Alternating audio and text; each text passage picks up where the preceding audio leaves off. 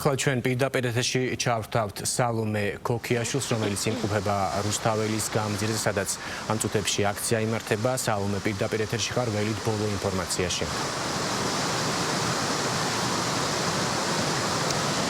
ჩვენ ახლა ვიმყოფებით რუსთაველის გამზირზე, კონკრეტულად პარლამენტის შენობის წინ, სადაც რჩება აქციის მონაწილეთა ერთი ნაწილი. თუმცა როგორია გეგმა ამ თემაზე არაფრის თქმა ამ ეტაპზე არ შემიძლია, ვინაიდან მაგალითად ამ აქციის სულის შემდგმელმა პაატა ბურჭულაძემაც სულ ცოტა ხნის წინ გამოაცხადა, რომ მოთმინებისკენ მოუწოდა აქ შეკრებილ ადამიანებს და თქვა, რომ მათ აქვთ სამი სამოქმედო სხვადასხვანაირი გეგმა და ახლა ამ ეტაპზე ბჭობენ რა მიმართულებით შეიძლება წავიდნენ და ცოტა ხანში გამოუცხადებენ აქ შეკრებილ ადამიანებს იმის თაობაზე თუ როგორ გააგრძელებენ მოქმედებას. თუმცა იყო ერთი კიდევ საინტერესო ფრაზა, პაატა ბურჭულაძემ თქვა, რომ ყველაფერი არის ნორმალურად, შეიძლება ყოფილიყო ყველაფერი უკეთ, მაგრამ არ გამოვიდა, მაგრამ არაუშავსო, ამიტომ ჩვენ ველოდებით ახლა იმას თუ რა გადაწყვეტილებას მიიღებენ თავად ბურჭულაძე და მისი ასე ვთქვათ თანამოაზრეები, რომლებიც როგორც თქვა გითხარით, ბჭობენ იმაზე, როგორ უნდა განვითარდეს პროცესები და რა გეგმით შეიძლება წავიდნენ. სხვათა შორის საკმაოდ საინტერესო იყო ის, რომ მანამდე მაგალითად აქ შეკრებილ მოქალაქეებს ვიდრე თავად პაატა ბურჭულაძე მიმართავდა,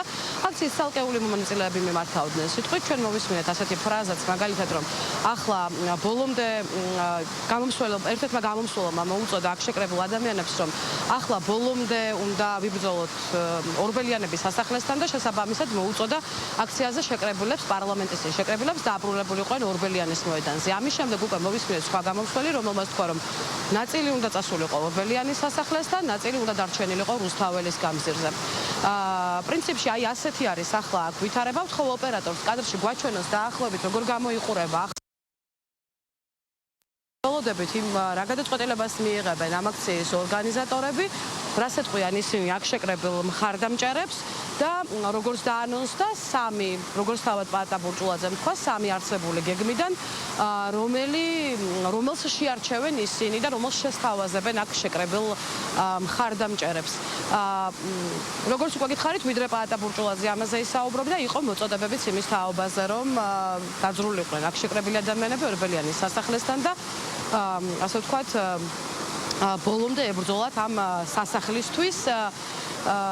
ასეთი ფრაზაც მოვისმინეთ, იყო ასეთი მოწოდება, რომ სანამ აქ აქციის მონაწილეები ზესუმზირას ჭამთო, თქვა ერთ-ერთმა აქციის მონაწილემა, რომელიც თანამოაზრეებს მიმართავდა სიტყვით, შესაძლოა სხვები დააკავანო, ამიტომ მოგიწოდებთ, რომ ჩახვიდეთ ორბელიანების სასახლისკენო. მოკლედ, აი ასეთი არის ვითარება, ველოდებით ახლა გადაწყვეტილებას და შესაბამისად თქვენ შეგიძლიათ ამ ეტაპზე მოისმინოთ ის გამომსვლელი.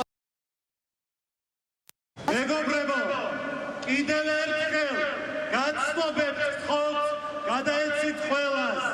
ნაწილი ჩავიდა თონელზე, მხოლოდ იმიტომ, რომ ნახონ იქ არიან თუ არა ჩვენიანები და დაეხმარონ მათ აქ პარლამენტთან ამოსვლაში. არავინ არ იშლება, ურავინ გაავრცელებს ამ ინფორმაციას. ნაწილი ჩავიდა მხოლოდ იმიტომ, რომ თუ იქ ვინმეა დარჩენილი ჩვენიანი დაეხმარონ აქ პარლამენტთან ამოსვლაში. ვართ გავართ გროვდებით პარლამენტთან და ველოდებით ორგანიზატორთა მითითებებს. ვიყოთ ხნად, ვიყოთ შემართები. ყველანი ვართ ერთიანი, რომ ჩვენი დაშლა არავინ არ შეიძლება. და ვართ და ვივთით ბოლომდე. არის სამი წინადადება, რომელიც ახლა გადაწყდება თუ როგორ რა მიმართულებით ვამჯელებ ბრძოლას. ძალიან ხოთ იყოს სისხლარე, ჩვენ ერთად სანამ ვერ მოგერევა და ასეც უნდა გავაგრძელოთ. სისხლარე სიმშვიდე არ მოუსმინოთ არავის, ვინც სუსის ენით ლაპარაკობს და შემოდის და ნიკილით თესავს. ყველაფერი არის ნორმალურად, შეიძლება უნდა ყოფილიყო უკეთესად, მაგრამ არ გამოვიდა.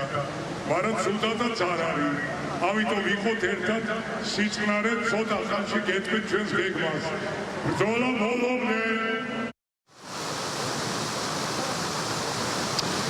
პრინციპში ბოლო პერიოდში აქ მოსმენილი გამოსვლების შინაარსი რომ დავყოთ რამოდენიმე ასე ვთქვათ ნაწილად ერთი ვიცით პაატა ბურჯულაძის პოზიცია რომელმაც აქ შეკრებილებს მოთმინებისკენ მოუწოდა ვიდრე ის და მისი თანამოაზრეები მოიფიქრებენ თუ როგორ გააგრძელებენ მოქმედებას და საით წასვლისკენ ან დარჩენისკენ მოუწოდებენ თავიანთ მხარდამჭერებს გარდა ამისა იყვნენ გამომსვლელები რომლებიც მაგალითად მოუწოდებდნენ პარლამენტის წინ შეკრებილ ადამიანებს რომ ისინი წასულიყვნენ ორბელიანების სასახლესთან იყვნენ გამომსვლელები რომლებიც ამბობდნენ რომ ნაწილი ორბელიანების სასახლესთან წასულიყო და ნაწილი პარლამენტის შენობასთან დარჩენილიყო იყო სასულიერო პირი რომელმაც მაგალითად უკვე ამ მოწოდებების შემდეგ უკლებრივ ყველას მოუწოდა და თქვა რომ მათთვის შენობების დაკავება მნიშვნელოვანი არ არის შესაბამისად სთხოვა აქ შეკრებილ ადამიანებს რომ მიაწვდინონ ხმა ორბელიანის მოედანზე ყოფ ადამიანებსა და ყველანი დაბრუნდნენ უკან პარლამენტის შენობასთან მოკლედ ასეთი არის ახლა ამ ეტაპზე აქ მოცემული ვითარება როგორც გვეკითხარით გეგმების შესახებ ჯერჯერობით ვერაფერს ვამბობთ გამომდინარე იქიდან რომ თავად პაატა ბურჯულაძეს რომელიც მხარდამჭერებს პირდებოდა რომ საღამოს 8 საათისთვის აქ უკვე ტექნიკური მთავრობა უნდა წარდგენილიყო მას თავად ჯერჯერობით არ გამოუცხადებია ის თუ როგორ გააგრძელებს მოქმედებას და როგორი იქნება მათი სამოქმედო გეგმა. მადლობა სალომე ქოქიაშვილი საუბრობდა რუსთაველის გამზირიდან